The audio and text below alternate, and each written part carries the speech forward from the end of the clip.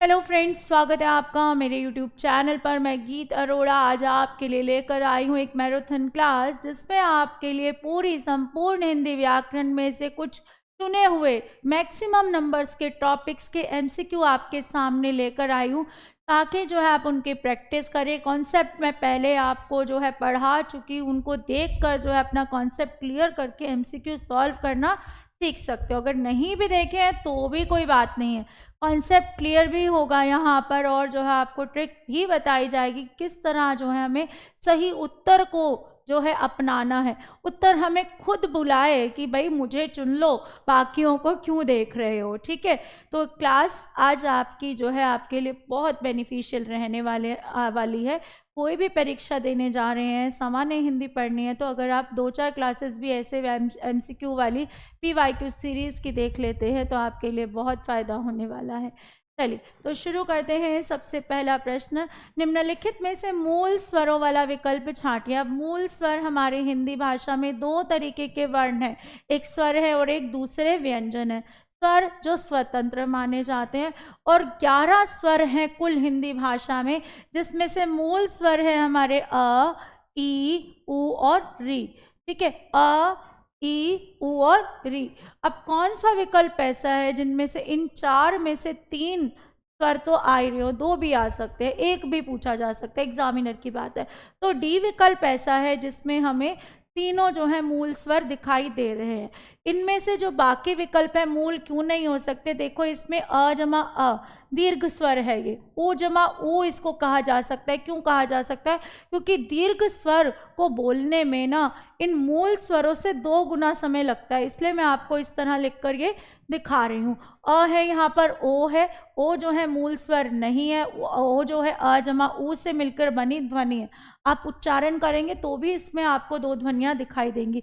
इसमें क्या है, अ जमा ए मिला हुआ है, इसमें क्या है, अ जमा ई मिला हुआ है, ओ और उ, यानी कि बचा कौन सा हमारा विकल्प, डी विकल्प हमारा सही बन जाता है। अगला प्रश्न है हमारे सामने कि कंचन शब्द में जो है अनुस्वार की जगह कौन सा व्यंजन आएगा वो बताना है।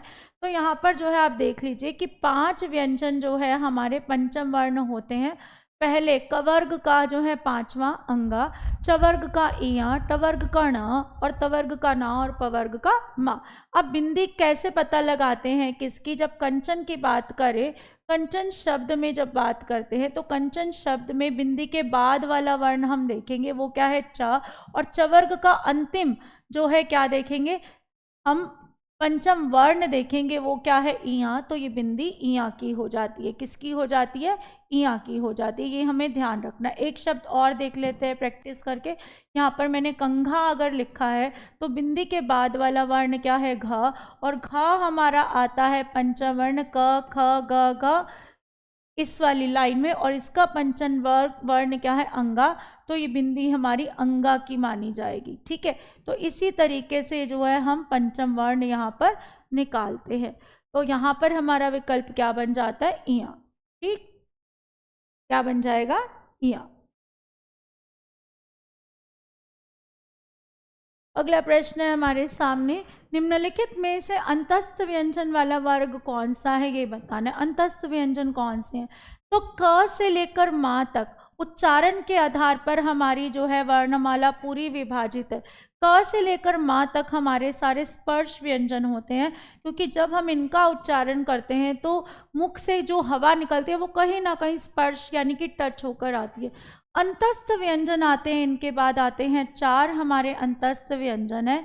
इनको अंतस्थ व्यंजन बोलते हैं क्योंकि जब हम इनको बोलते हैं ना तो हवा कहीं जरा सा जो है छूती है, बहुत हल्का सा जो है टच करती है। तो इन चारों को याद कर लेना है। अब ये किस में हमारे चौथे विकल्प में समझ आ रहे हैं, या ला व, वह ण कौन से हैं हमारे, ये हमारे दोनों स्पर्श हैं, ये ऊष्म है, ये हमारे स्पर्श हैं, इसमें भी 2, या इसमें जो है ऊष्म और रा आ गया अंतस्थ, तो ये विकल्प गलत हो जाता है। अगला है स्वागत का संधि विच्छेद हमें पहचानना है।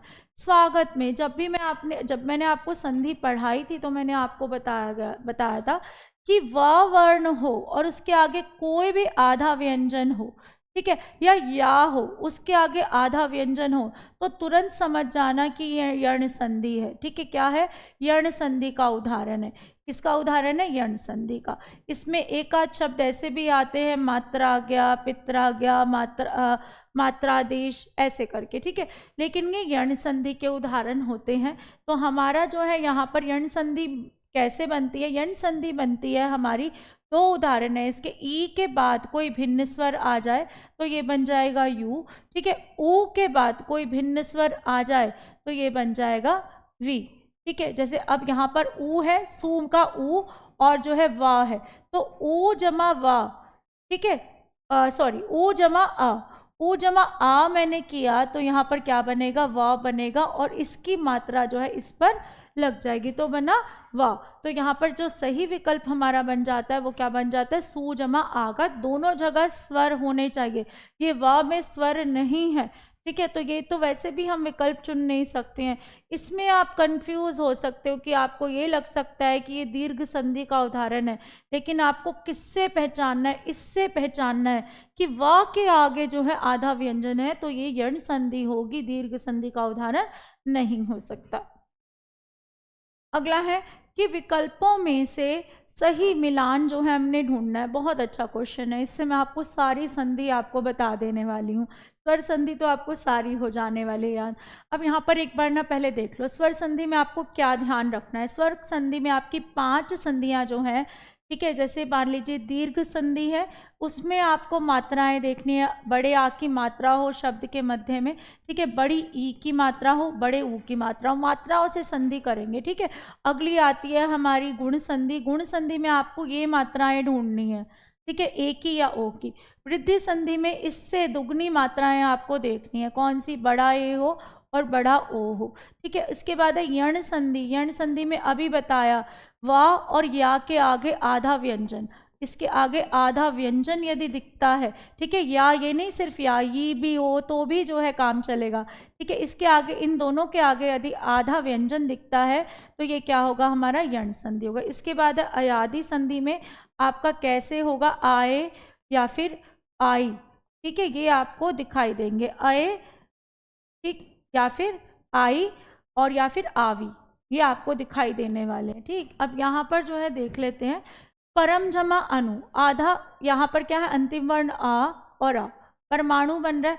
बड़े आ की मात्रा कौन सी संधि की है? दीर्घ संधि की है, तो ये विकल्प तो मेरा दीर्घ संधि का बन जाता है। आ और ई से ये ए की मात्रा दिख रही है, ए की मात्रा किस में है? गुण संधि में है, तो हमारी यहाँ पर इसके लिए ये वाला विकल्प हो जाएगा, ठीक है। या के आगे आधा व्यंजन, कौन सी संधि? यर्ण संधि होगी, ठीक है। आ और ए क्या बना रहे? बड़े आए, बड़ा ए किस संधि में है? हमारा वृद्धि संधि में, तो ये उदाहरण हमारा वृद्धि संधि का हो जाएगा। तो कौन सा विकल्प हमारा है? ठीक है, कि पहले का 2, ठीक है, दूसरे, पहले का 2, दूसरे का 1, ठीक, तीसरे का 4 और इसका 3, तो ये हमारा ठीक बन रहा है विकल्प, ठीक है। तो ये हमारा ऑप्शन ठीक हो जाता है यहाँ पर। उम्मीद कि ये मात्राएं जो है आपको याद कर लेनी है, बस सारी संधि यहीं खत्म हो गई स्वर। इसके बाद है कि अंतर ध्यान में संधि बताने। ये जो हमारा उदाहरण है ये हमारा विसर्ग संधि का उदाहरण है। जब विसर्ग संधि मैंने आपको पढ़ाई है तो आपको 3 चीज़ें याद कराई हैं। शब्द के मध्य में आधा सा हो, शब्द के मध्य में आधा शा हो, रा हो रेफ का, ठीक है, या फिर जो है ओ की मात्रा हो, तो ये आपका क्या होगा? हमारा व्यंजन संधि बनती है, ठीक। अब यहाँ पर जो है व्यंजन या विसर्ग संधि, सॉरी, विसर्ग संधि बनती है। विसर्ग संधि में दोनों शब्द क्या होने चाहिए? मीनिंगफुल होने चाहिए। यहाँ पर यान तो हो नहीं सकता, क्यों नहीं हो सकता? रा कहाँ जाएगा, ठीक है। तो यहाँ पर क्या बन रहा है? हमारा अंतः ध्यान, ठीक है, अंतः ध्यान, दोनों शब्द मीनिंगफुल हैं यहाँ पर। और जो है विसर्ग के बाद जो है त था द आए तो वो किस में बदल जाता है? र में बदल जाता है, ये हमें ध्यान रखना है, ठीक है। ये यहाँ पर नहीं है हमारा ध्यान। विसर्ग संधि होनी चाहिए क्योंकि शब्द के मध्य में इनमें से कुछ ना कुछ एक आ रहा है, ठीक। अगला जो है यहाँ पर धन जमा एशना आ जमा बड़ा ए। पहले तो ये देख लो कि धन जमा आ जमा ए है, आपको स्वर भी पढ़ाए हैं तो अ जमा ए बनाता है बड़ा ए। ये मूल स्वर से किस में जाने का तरीका? बड़े में, तो संधि हमारी बड़े ए की, इसकी मात्रा क्या होती है हमारी, ये होती है धन जमा एषणा, क्या बनेगा धनेषणा। अगर आपने 11 स्वर जो मैंने आपको पहले बताए हैं कि वो किससे मिलकर बने वो भी याद कर लेंगे ना, तो आपको स्वर संधि अच्छे से याद हो जाएगी। ठीक है, अगला है कि संधि विच्छेद बताना है सप्तऋषि का। 2 मीनिंगफुल शब्द हमें देखने हैं, सप्त जमा ऋषि से मिलकर बना है। अब यहाँ पर जो है हमें मीनिंगफुल और सही वर्तनी वाले शब्दों को चुन लेते हैं, तो वो कौन से हैं हमारे सप्त जमा ऋषि। अर बनाता है ये मिलकर, ठीक है, कैसे आ जमा री मिलकर क्या बनाता है हमारा अर बनाता है। और कौन सी संधि का उदाहरण है हमारा गुण संधि का उदाहरण है। ठीक, अगला है हमारा यहाँ पर प्रश्न कि संकल्प में उपसर्ग है, ये पूछा है। अब यहाँ पर ये जो है ना सा के ऊपर बिंदी वाले उपसर्ग हमेशा याद करने हैं कि ये देते आवाज ना की हैं, लेकिन हमेशा उपसर्ग होता है माँ। जैसे सम संसार बोलते हैं लेकिन सम जमा सार होता है। ठीक, ये ध्यान रखना है कि सा के ऊपर बिंदी हमेशा सम को बनाएगी ना कि सन को, ये गलत है, ये तो है ही नहीं। और उपसर्ग है क्या, शब्द के आरंभ में लगने वाला शब्दांश है, और इसके पीछे वाला शब्द जो है एक मीनिंगफुल शब्द होता है। ये शब्दांश होते हैं और जो है पीछे वाला शब्द जो है मीनिंगफुल होता है।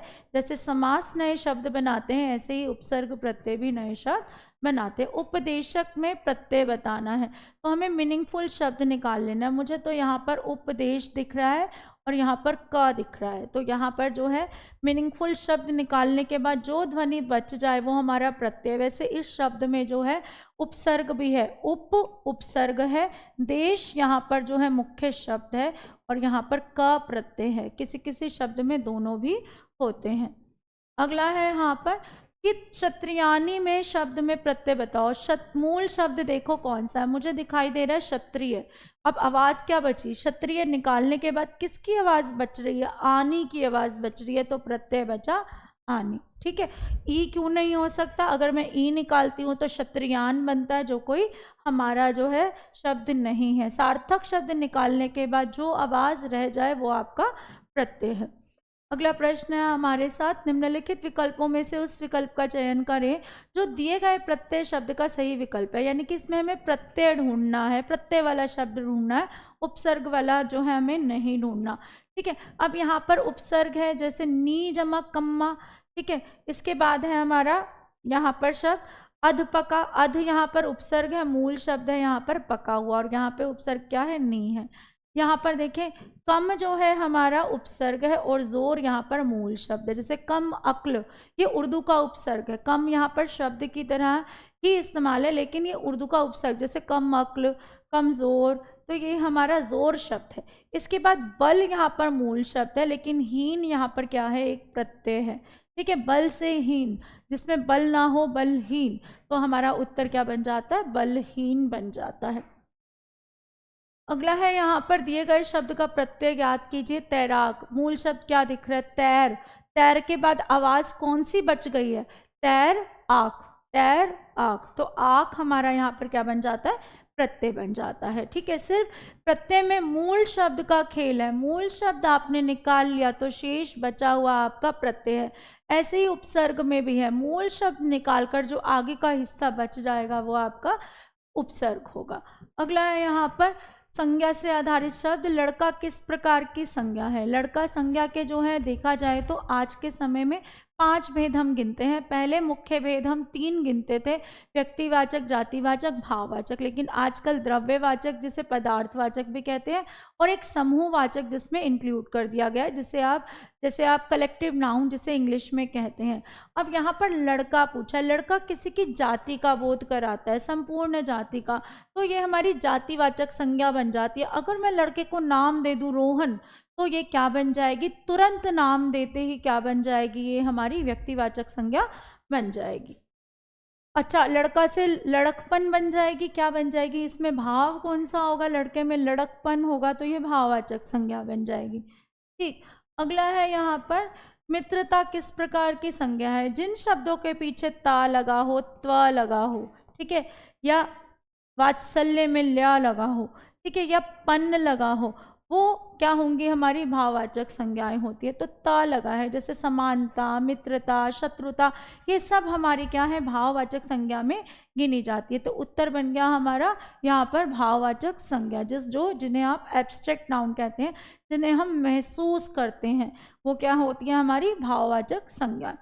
अगला है कि निम्न में से भाववाचक संज्ञा कौन सी है, बता दो। अभी बताई थी, गलती से ही बताई थी। खैर, गांधी जी तो व्यक्तिवाचक संज्ञा है, दल जो है समूहवाचक संज्ञा, कोई दल आ रहा है, घर जो है जातिवाचक संज्ञा, पन लगा है तो क्या होगी, पन वाली क्या होंगी, हमारी भाववाचक संज्ञाएं होंगी। अगला है हमारा कि निम्नलिखित में से कौन सा शब्द भाववाचक संज्ञा है, देख लो यहाँ पर अभी बताया था, वात्सल्य, ठीक है, लिया आ गया। संसार क्या है, जातिवाचक संज्ञा हो गई, ठीक है। मानव क्या है, जातिवाचक संज्ञा हो गई। इतिहास भी है एक हमारा संज्ञा शब्द है, जिसे हम जो है जातिवाचक और कई बार व्यक्तिवाचक में गिन लेते हैं। अगला प्रश्न आ गया सर्वनाम आधारित। सर्वनाम क्या है, जो संज्ञा के स्थान पर प्रयोग किए जाते हैं। 6 सर्वनाम हमारे सामने आते हैं। कौन कौन से, पुरुषवाचक हो गया, निश्चयवाचक, अनिश्चयवाचक, प्रश्नवाचक, संबंधवाचक और हमारा जो है निजवाचक सर्वनाम। 6 सर्वनाम होते हैं। तो यहाँ पर हमसे पूछा, रीना आज तुमसे कोई मिलने आया है। यहाँ पर 2 सर्वनाम शब्द मुझे दिखाई दे रहे हैं, तुमसे और कोई, लेकिन एग्जामिनर ने तुमसे पे जोर नहीं दिया होगा। हमेशा जब भी ऐसे 2 सर्वनाम शब्द आए और किसी विशेष सर्वनाम की बात हो तो आपको उसके आधार पर उत्तर देना है, ठीक है। अब कोई क्या होता है, कोई जिसको बारे में हमें नॉलेज नहीं है, तो ये उत्तर बन जाता है हमारा अनिश्चयवाचक सर्वनाम का। कौन से 3 शब्द हैं, ये याद कर लो, कुछ, कोई, किसी। कुछ, कोई, किसी वाक्य में जहां पर भी होंगे ये तीनों शब्द क्या कहलाएंगे, हमारे अनिश्चयवाचक सर्वनाम कहलाएंगे, ठीक है। प्रश्नवाचक में प्रश्न पूछा जाएगा, संबंधवाचक में जैसे, जिसे, उसे, वो, ऐसे शब्द होंगे जो एक की बात पहले हो और उसी के बारे में बात दोबारा हो। अगला है यहाँ पर प्रश्न हमारे सामने, पुरुष बताना है सर्वनाम का, रेखांकित शब्द का पुरुष। पुरुष क्या है, ये पुरुषवाचक सर्वनाम की बात है, जिसमें आप प्रथम पुरुष, मध्यम पुरुष और जो अन्य पुरुष की बात करते हैं, ठीक है। अन्य पुरुष की प्रथम कौन होता है, जो बात करता है, जैसे मैं, हम, ठीक है। मध्यम होता है तुम, और कई बार आदर सूचक में आप, लेकिन यहाँ पर जो है दिक्कत है, आप में बाद में बताऊंगी। अन्य पुरुषवाचक में क्या होता है, वह, वे से संबंधित इसका परिवार, ठीक। अब यहाँ पे हमारा पूछा है, तो हमारा जो है, जो पहले बात करेगा तो हमसे संबंधित है, तो क्या हो जाएगा हमारा यहाँ पर प्रथम पुरुष हो जाएगा, ठीक है। हम, हमारा, हमसे, ये सब हमारे प्रथम पुरुष में आएंगे। इसके बाद बात करते हैं, दिए गए वाक्य में सर्वनाम जो है ज्ञात करना है, संबंधवाचक सर्वनाम ज्ञात करना है, ठीक है। देखना है कि जो यहाँ बोला जा रहा है उसी से रिलेटेड सर्वनाम यहाँ है। बच्चे वही कहानी सुनेंगे जो सच है, तो वही और जो इसी से रिलेटेड है ना, वही कहानी और इसी के बारे में फिर से जो बोला है कहानी के बारे में, तो क्या हो गया हमारा, ये वाला विकल्प हो गया संबंधवाचक सर्वनाम। बच्चे तो सर्वनाम है ही नहीं, कहानी तो सर्वनाम है ही नहीं, ठीक है। और होना क्या है, हमारी क्रिया है। अगला बात करते हैं यहाँ पर कि हमारे सामने दिया गया वाक्य किस पुरुष का उदाहरण है, बताओ। जीवेश एक प्रतिभाशाली विद्यार्थी है। देखा जाए तो इस वाक्य में जो है कोई सर्वनाम शब्द नहीं है।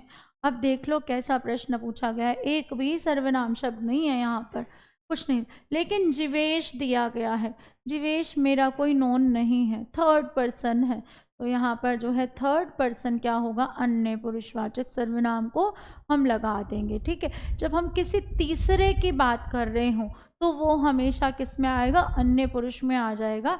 इसलिए नाम देते हुए भी यहाँ पर क्या होगा, हमारा उत्तर अन्य पुरुषवाचक सर्वनाम होगा, ठीक है।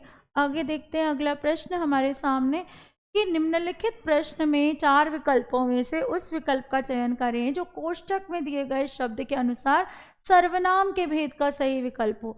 अब यहाँ लिखा है मैं और यहाँ लिखा है अपनी गाड़ी से जाऊंगा। जैसे मैंने आपको आप शब्द बताया था, आप शब्द आदर सूचक मध्यम पुरुष है। जैसे आप जो है बच्चों को हम बोलते हैं, अपने माता पिता को आप करके बुलाते हैं तुम की जगह।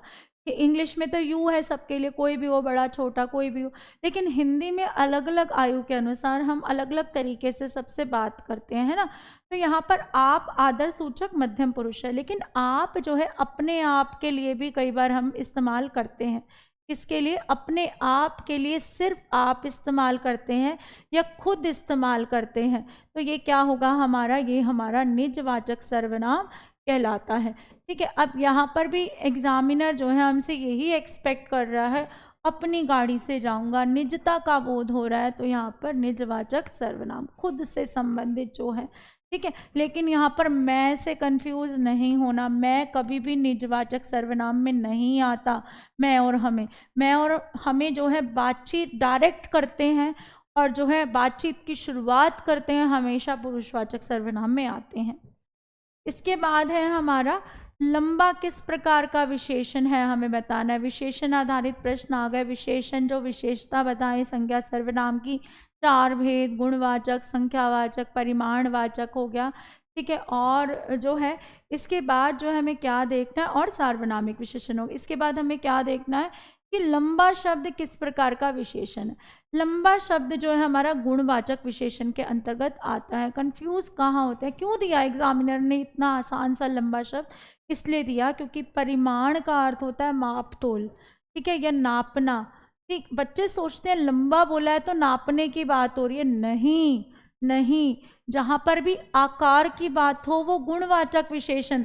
अगर इसके साथ यूनिट लगी होती कि वह 2 फीट का है, वह 4 फीट का है, तो ये हमारा तब परिमाणवाचक विशेषण होता। और लंबा होता तो शायद 6 फुट का होता है ना, 6 फीट का होता, तो तब ये परिमाणवाचक बनता। जब आपकी जो है यूनिट्स लगी हों मेजरमेंट की, तब जो है वो हमारा क्या बनता है? परिमाणवाचक विशेषण बनता है।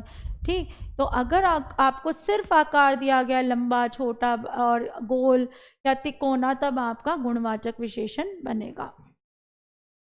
अगला है यहाँ पर चौड़ा किस प्रकार के विशेषण है। फिर से ना तो ये संख्यावाचक है, ना परिमाणवाचक, ना सार्वनामिक, ये है गुणवाचक।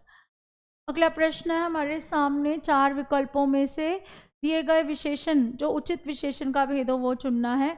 उस लिखा है, उस कुर्सी को यहाँ रख दो। उस ना तो संख्यावाचक है, ना परिमाण बता रहा है, ना गुण बता रहा है। गुण में आता है हमारा गुण दोष हो गए किसी के, ठीक है, स्थिति अवस्था हो गई। संख्या में संख्यावाची शब्द हो या ना हो, दोनों होते हैं वैसे, पर उस बता रहा है, तो उस एक सर्वनाम शब्द है। क्या है? एक सर्वनाम शब्द है या नहीं? अन्य पुरुषवाचक में तो सर्वनाम शब्दों से बने विशेषण क्या कहलाएंगे? सार्वनामिक विशेषण। आपको नहीं भी पता हो तो ध्यान रखें, क्या पूछा है? विशेषण, और पूछा गया है कोष्ठक वाला शब्द बताना है। अब ये सर्वनाम है तो सार्वनामिक विशेषण हो गया। ठीक, अगला है यहाँ पर प्रश्न हमारे सामने, तो हम तुमसे 4 गुना काम करता है, यहाँ पर माप बता दिया। ठीक है, 4 गुना काम यानी कि मेजरमेंट बताई जा रही है, और काम जो है संज्ञा शब्द के आगे लगा है, तो ऐसी स्थिति में ये हमारा क्या हो जाएगा?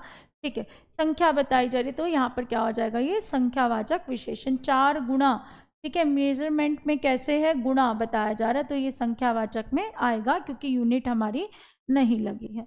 अगला है यहाँ पर आराधना शब्द का विशेषण क्या है। आराधना एक भाव है, ठीक है, आराधना से विशेषण बनाना है तो क्या बन जाएगा? आराध्य। हमारे आराध्य देवता कैसे बोलते हैं? आराध्य देवता। पूज्य पिताजी बोलते हैं या नहीं बोलते? पूजा करना, और पूजा से क्या विशेषण बनता है? पूज्य पिताजी। क्या बनता है? पूज्य पिताजी। तो इसी तरीके से आराध्या से क्या बना? आराध्य। आराध्या से क्या बना? आराध्य। ठीक है, आलोचित तो आलोचना जिसकी हुई गई हो। अर्धना कोई शब्द नहीं है, राधना भी कोई शब्द ही नहीं है, तो विकल्प बन जाता है हमारा पहला। जो शब्द ही नहीं है, सार्थक शब्द ही नहीं है, उनको कैसे चुने। अगला है, दिए गए वाक्य में से अव्यय ज्ञात कीजिए। अव्यय कौन से शब्द हैं? वो अविकारी शब्द हैं जिनमें कभी कोई परिवर्तन नहीं होता, बदलते नहीं है, ना लिंग के अनुसार, ना जो है काल, ना वचन के अनुसार, और ना कारक के अनुसार। अब हमसे जो है अव्यय पूछा है। जुलूस तो भाई हमारी एक संज्ञा है, हाथी भी संज्ञा है, चल हमारी क्रिया है, के आगे के पीछे, ऊपर दाएं, दिन भर रात भर, ठीक है, आज परसों कल, धीरे धीरे, ध्यान पूर्वक, ये सब हमारे अव्यय में आते हैं। ठीक है, और ये कौन सा अव्यय है? ये संबंध बोधक अव्यय है। अगली बात करते हैं कि अव्यय बताना है। ऐसी बात सदा से होती रही है। ऐसी बात में तो ऐसी बात का है तो सार्वनामिक विशेषण है। होती रही है सारी क्रिया है। बच्चा सदा, सदा मतलब किस, कैसा? काल, समय को बताया जा रहा है, तो क्या बन गया हमारा? कालवाचक क्रिया विशेष। अगला है यहाँ पर हमारे सामने प्रश्न,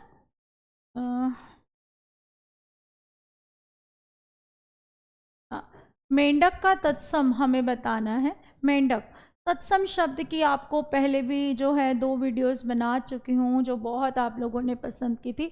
तत्सम शब्दों में अगर श लगा है, ठीक है, ये वाला ण लगा है और जो है ऋषि लगा है, तो अधिकतर शब्द जो है तत्सम होंगे, ठीक है। तो यहाँ पर किस में लगा है, ये लगा है मंडूक, ठीक है। मंडूक मतलब मेंढक, ये नहीं है, मयट नहीं है, मनमनत शब्द है सार्थक, लेकिन इसका मेंढक का तत्सम पूछा है तो वो क्या है, मंडूक है। अगला है यहाँ पर निम्न में से देशज शब्द कौन सा है, तो देशज शब्द हमारा यहाँ पर बनता है अजब, फैसला अरबी तुर्की के शब्द है, बनता है खिचड़ी, पगड़ी, खिचड़ी, या कोई शब्द रिपीट हो रहा हो जैसे खचा खच, ठीक है, बेधड़क, ठीक है, ये शब्द सॉरी बेधड़क नहीं, खचा खच जो है हमारे ऐसे शब्द किस में आएंगे, हमारे देशज शब्दों में आएंगे। अगला है हमारा असुमेलित विकल्प जो है हमें ढूंढना है, जो तद्भव और तत्सम का नहीं हो, यानी कि पहला शब्द तद्भव और दूसरा तत्सम हो। सोने को स्वर्ण बोलते हैं, ठीक है, सौंपने को समर्पय बोलते हैं, ठीक है, सौंठ जो हम एक तरह का मसाला शुष्टि बोलते हैं, सौंध को सौगंध नहीं बोलते, सुगंध बोलते हैं, सौंध आ रही है यानी कि सुगंध आ रही है, तो ये हमारा विकल्प जो है उत्तर बन जाता है, क्योंकि ये ही सही सुमेलित नहीं है। अगला है निम्नलिखित में से कौन सा शब्द तद्भव है। तद्भव की क्या पहचान है, अनुनासिक लगा है ना, वही शब्द जो है तद्भव है। किस में लगा है, मुंह में लगा है। त्रा वाले शब्द जो है, संयुक्त व्यंजनों वाले शब्द जो है, त्र ज्ञा वाले हमेशा तत्सम होंगे, हमेशा तत्सम। ऋषि वाले अभी बताया हमेशा तत्सम होंगे। तो यहाँ पर बचा क्या, अनुनासिक लगा है तो तद्भव होगा, अनुनासिक हिंदी की ध्वनि है ना कि तत्सम की, ठीक है। अगला है कौन सा शब्द तत्सम है, वैसे ही बता दो। रेफ जो लगा है या र लगा है पैरों में तो तत्सम, तो ये हमारा क्या होगा, प्रिय।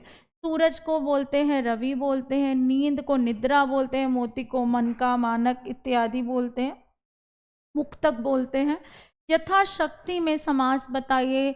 यथाशक्ति जहाँ पर यथा हो, जहाँ पर आ हो, जहाँ पर जो है बे लगा हो, जहाँ पर प्रति लगा हो, या फिर शब्द रिपीट हो रहे हो, जैसे बीचों बीच लिखा हो, ठीक है, दिनों दिन लिखा हो, ये सारे शब्द रिपीटिशन वाले और जो है आपके ये वाले उपसर्ग वाले शब्द हमेशा अव्ययभाव समास में आएंगे। ये बहुत बार पूछा जाता है, ये और ये ध्यान रखना है।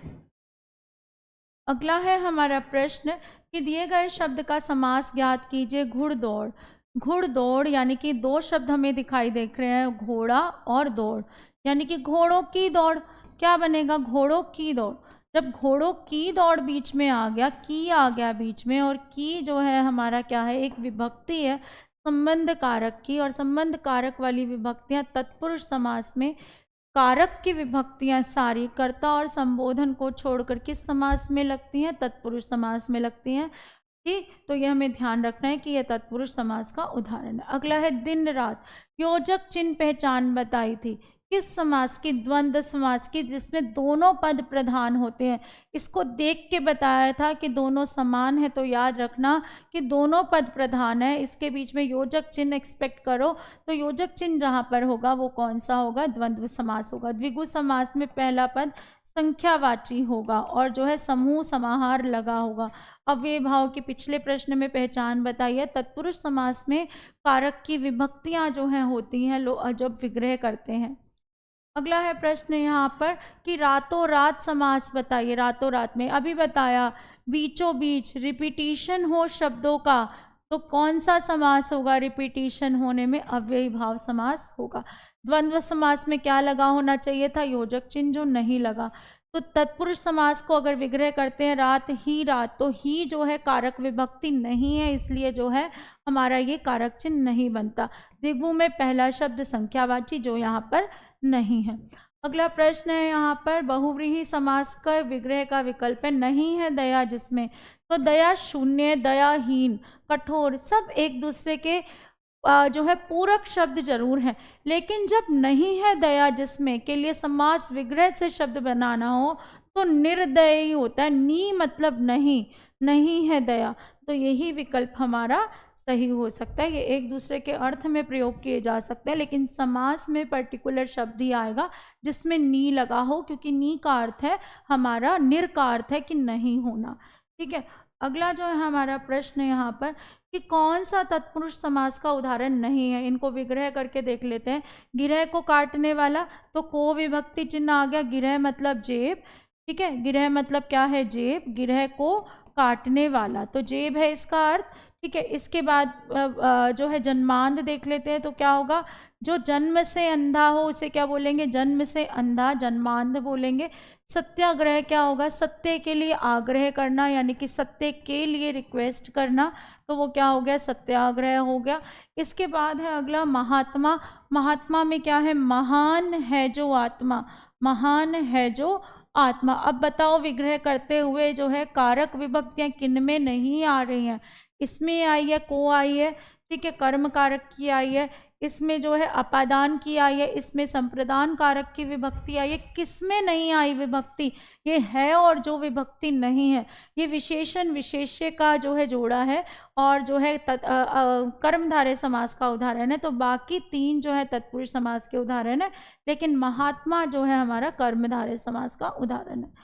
अगला है यहाँ पर हमें क्या बताना है, कारक विभक्ति का प्रयोग किया गया है। किस कारक की विभक्ति का प्रयोग किया गया है। मुख्यमंत्री शिवराज सिंह चौहान ने बाढ़ पीड़ितों के लिए देने का भाव, ठीक है, बंटवाए हैं। तो कर्ता ने कर्म को संप्रदान के लिए, प्रदान लिखा है ना, संप्रदान में प्रदान, संप्रदान में क्या शब्द दिखाई देता है, प्रदान। प्रदान कैसे करते, किसी के लिए कुछ देना, के लिए देना, तो कौन सी विभक्ति होगी, जब देने का भाव हो तो संप्रदान, अलग होने का भाव हो, कोई चीज किसी से अलग हो रही है तो अपादान कारक है। ठीक है, तो ध्यान रखना है। आगे जो है प्रश्न कि निम्न में से संबोधन कारक की विभक्ति का चयन कीजिए। संबोधन कारक क्या होता है, आखिरी कारक है हमारा, जिसमें हम किसी को बुलाते हैं। जब हम किसी को संबोधित करते हैं, सभा में जाते हैं तो भाइयों बहनों बोल देते हैं, किसी को नाम से पुकार रहे हैं, ईश्वर को पुकार रहे हैं, हे ईश्वर, तो इसे क्या बोलते हैं, संबोधन बोलते हैं। तो यहाँ ऐसा कौन सा है जिसमें पुकारा जा रहा है, तो ये हे, अजी सुनो, अहो, अरे, तो ये सब हमारे संबोधन कारक की विभक्तियां होगी। का के की किसकी है, संबंध कारक की, संबंध बताती हैं। में पर अधिकरण कारक की विभक्तियां हैं। ठीक है, से के द्वारा करण कारक की है, जिसमें हम किसी को साधन की तरह इस्तेमाल करते हैं। अगला है प्रश्न हमारा, यह पुस्तक मेरी है का कारक ज्ञात कीजिए। बहुत इंपॉर्टेंट क्वेश्चन है। ठीक है, यहाँ पर जो है संबंध कारक की विभक्तियां एक बार देखो, का, के, की, ये तो सब पढ़ते हैं। रा रे की, रा रे री कौन याद रखता है, ये याद रखनी होती है साथ में। का के की के, रे रा रे री भी याद रखना होता है। किसमें आ रहा है, री, मेरी, मेरा, ठीक है, मेरे, ठीक है, तुम्हारा, तुम्हारी, तुम्हारे, ये सब संबंध कारक में आएगा। तुमसे पूछ लिया जाए, आपसे पूछ लिया जाए तुम्हारे में कौन सा कारक है, तो तुम जमा, ठीक है, रे, तो क्या होगा, संबंध कारक होगा। याद रखिए, ये टिप्स जो है हर कोई नहीं बताता। आगे है गंगा नदी गंगोत्री से निकलती है। गंगोत्री एक स्थान का नाम है। ठीक है, उस पर्वत, उस स्थान का नाम है गंगोत्री, जहाँ से गंगा का उद्गम माना जाता है। ये जीके का भी क्वेश्चन है आपका। ठीक है, गंगा का उद्गम स्थान कौन सा है, तो उत्तर आता है आपका गंगोत्री। जीके का क्वेश्चन भी प्रिपेयर हो रहा है। अब जहाँ पर अलग होने का भाव हो, ठीक है, अलग होने का भाव हो, तो वहाँ पर हमारा अपादान कारक होता है। अलग हो रही है गंगा, जो है उस उद्गम स्थल से जो है अलग होती हुई आ रही है, तो अपादान कारक का है। अपादान कारक के बाद जो है ना, अपादान कारक तुलना में भी आता है। जैसे रोहन मोहन से बड़ा है, ये भी प्रश्न कई बार पूछा गया है। तो तुलनावाची शब्दों में कौन सा होता है, हमारा अपादान कारक होता है। ठीक, इसके बाद आ जाते हैं अगला जो है, निम्न विकल्पों में से मिश्र वाक्य को पहचानिए। अब वाक्य आ गया। वाक्य हमारे जो है दो आधारों पर हम वाक्यों का भेद करते हैं, एक अर्थ के आधार पर और एक रचना के आधार पर। अधिकतर एग्जामिनर जो प्रश्न पूछता है वो रचना के आधार पर पूछता है, जिसमें हमारे तीन भेद होते हैं, सरल, संयुक्त और मिश्र। कौन से, सरल, संयुक्त और मिश्र। अब मिश्र वाक्य यहाँ से पूछा है। मिश्र वाक्य की क्या पहचान होती है कि इसमें एक वाक्य दूसरे वाक्य पर आश्रित होता है, एक वाक्य दूसरे वाक्य पर आश्रित होता है। और क्या पहचान होती है, जिसमें क्या लगा हो, जिसे, उसे एक साथ आए हो, ठीक है, जो वो आए हो, और यदि के साथ तो आया हो तो वो क्या होगा, हमारा मिश्र वाक्य होगा। बम फटते ही अफरा तफरी मच गई, यहाँ पर कोई भी वाक्य दूसरे वाक्य पर आश्रित नहीं है। अगर ऐसे मैं बोलती कि जैसे ही बम फटा तो आपको सुनने की इच्छा होती है, फिर क्या हुआ, वैसे ही अफरा तफरी मच गई। जैसे ही सुनने की इच्छा जिस वाक्य में उत्पन्न होती है वो मिश्र वाक्य होता है। ऐसी इच्छा किस में है, मुझसे मिल लेना परंतु प्रतीक्षा करनी पड़ेगी, ये भी नहीं है। इसमें एक दो वाक्य जो है एक योजक शब्द से जुड़े हैं, तो ये संयुक्त वाक्य का उदाहरण है। मैंने एक व्यक्ति को देखा जो बहुत लंबा था, तुम्हारे कहने पर सब मान गए, यहाँ पर भी कुछ नहीं। लेकिन यहाँ पर जो है तीसरे विकल्प में मैंने एक व्यक्ति को देखा जो, सुनने की इच्छा है ना, क्या क्या क्या हुआ, फिर तो ऐसा ही वाक्य मिश्र वाक्य होता है। और जो आ गया, ठीक है, जो जिसे जिनमें भी वाक्यों में एक बार भी आए तो वो क्या होगा, मिश्र वाक्य होगा। अगला प्रश्न है हमारे सामने कि वाक्य के भेद वाला सही विकल्प चुनना है। वहाँ एक छोटा सा गांव था जिसके चारों ओर जंगल था। वहाँ एक छोटा सा गांव था जिसके, फिर क्या था, जानने की इच्छा, तो कैसा वाक्य होगा, ये हमारा मिश्र वाक्य होगा, ठीक है। इसी को संयुक्त में बदलूँ तो क्या होगा कि वहाँ एक छोटा सा गांव था और उसके चारों ओर जंगल था। अगला है कि कौन सा वाक्य मिश्र वाक्य नहीं है, बताना है। जो जिसे जिसमें ना लगा हो, है ना, पहले में तो जिसमें लगा हुआ है तो ये तो मिश्र वाक्य है। यहाँ पर जो है मैंने एक पुस्तक खरीदी जो नहीं है, ये भी मिश्र वाक्य है। यह वही बच्चा है जिसे, ये भी मिश्र वाक्य है। लेकिन इसमें जो जिसे नहीं लगा वह परिश्रमी ही नहीं वरन ईमानदार भी है, तो यहाँ पर योजक शब्द से जुड़ा है, ये संयुक्त वाक्य है और मिश्र वाक्य नहीं है। अगला प्रश्न देखते हैं कि उचित मुहावरे का प्रयोग करना है।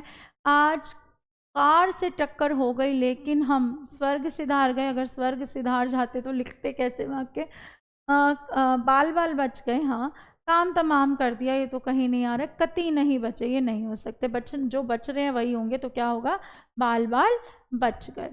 अगला है प्रश्न यहाँ पर हमारे सामने, परीक्षा में अनुत्तीर्ण होने की खबर सुनकर वह डैश लगी। अब अनुत्तीर्ण मतलब क्या होता है, समझो क्या होता है, फेल होना, फेल हो गए तो क्या होगा, खुश होगी, नहीं होगी। फंदे में फंसना क्या होता है, किसी के चंगुल में फंस जाना। फटे हाल मत होना मतलब गरीब होना, ठीक है। फूले न समाना का अर्थ तो बहुत खुश होना है, तो क्या होगा कि अनुत्तीर्ण हुई तो रोएगी, फूट फूट कर रोने लगे, यहाँ पर हमारा सही विकल्प बन जाता है। तो क्लास जो है आपको उम्मीद है कि पसंद आई होगी, और जो है इस क्लास को आपको अधिक से अधिक बच्चों के पास जो है शेयर ज़रूर करना है, लाइक ज़रूर देना है वीडियो देख रहे हैं तो, और कमेंट्स करिए अच्छे अच्छे, ताकि मेरा मोटिवेशन बढ़ता रहे, मैं आपके लिए अच्छे अच्छे वीडियोस लेकर आती रहूँ। क्लास की PDF आपको टेलीग्राम और व्हाट्सएप चैनल पर मिल जाएगी। Thank you.